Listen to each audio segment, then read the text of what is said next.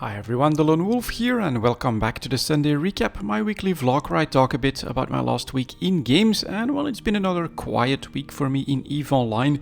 I did play the game every day, but mostly just focusing on the daily maintenance, getting the skilling spree out of the way, so cleaning up a couple of anomalies, mostly in Tashinas, just a couple of jumps away from SSama, and then keeping up with my daily PI business. I haven't kept up too much with the BPCs because it's again going to be early next week, I think, before I make the next batch. But overall, I do think I saw some sales at pretty good prices. Freighter BPCs are going for a lot, and a couple of carrier BPCs are doing quite well as well.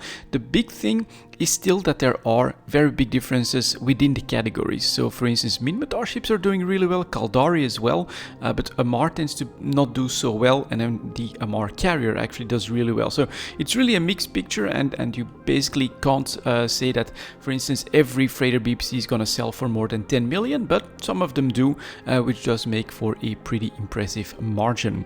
On the news front, we really don't have that much. CCP did come out with an article showing that they're going to go for graphical updates next. That should be on the test server, and perhaps we'll get a mass test next week. I will of course try to be there, but I'll be honest as well, it is summertime here, and the COVID restrictions are all gone, so lots of like after work activities are starting up again as well. So I got some busier times ahead of me that are not necessarily gaming related as well, but I am planning to just basically at least keep up with the daily stuff, with making EVE talk and trying to catch any information as to what's coming next. But for the concrete plans or anything like that, I don't have any of them going at the moment, because I'm actually starting to be torn between two possibilities. The first one was to make a move to Galente space, start to fly a little bit more over there, move my PI there as well for tax reasons. But what I've noticed this week is that I'm basically alone in almost all the systems whenever I go and look for some anomalies. So it's very, very quiet in Amar space, and I think when it's this quiet, perhaps we could also risk setting up a structure. We'll see. I'm still torn on what I want to do.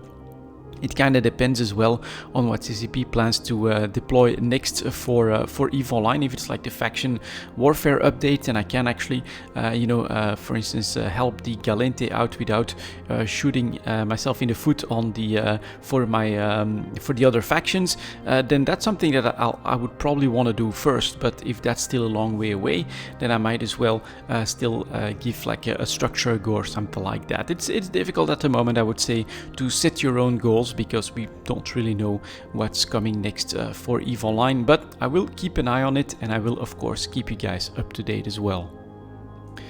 And that gave me time for some other gaming, and it's not more Path of Exile. Honestly, I did get a little bit tired of this league. It's not my league mechanic, so I am moving on to my next project, which is going to be getting back into some space engineers and trying out the new weapons, because I purchased the latest DLC, which came out in like February or something like that, and it's all about the new weapon system. So you get like artilleries that have really nice long ranges. I'm really hoping that basically you get more options, and that you can actually create a vehicle that can, with a little bit of preparation and maybe some manual bombings and things like that, that you can really do damage to those pirate structures from long range. It would be very cool, so I got started on that. Now my first plan was to make a really hybrid base ship that was able to fly and to have rover wheels to zoom around the landscape when it's flat enough, looking for the resources to drill for. But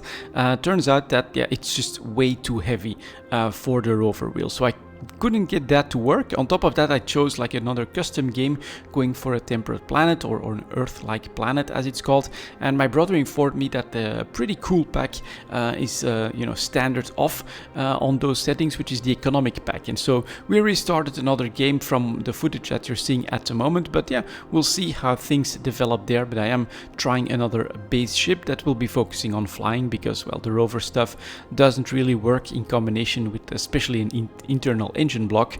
But I'm having fun again with Space Engineers. It is truly an amazing game. I have most of my plans ready for what I want to do with this playthrough as well. Hopefully we succeed in doing that, and my brother has been joining some of those sessions, so if I do end up making videos, they could be collaborations with my brother. At the moment though, I'm just playing to relax, playing to have fun. We're definitely still early on as well, so we got the basic setup going. We got, I think, our normal refinery and our normal assembler going as well, but we still basically have to, I think, find a couple more resource points, and then we actually have to bring that in, get the mobility going, and then we'll go from there. But so far, yeah, it is still pretty damn cool. It is an amazing game in my opinion, and if you like Minecraft-like games where you can really make whatever you want, but in a more sci-fi setting with definitely different graphics, then Space Engineers is something that I can absolutely recommend, and we're getting way more out of it than the cost of those tiny little DLC costs, like €3 or something like that, for some of those packs, and they do add quite a few very interesting and cool blocks as well. So overall, for me, yeah, that's what I'm going to focus on. Next to keeping an eye on EVE Online, it is playing some more Space Engineers and trying to get some cool stuff to work there. And that was my last week in games, guys. Thank you very much for watching, and as always, I'll see you next time.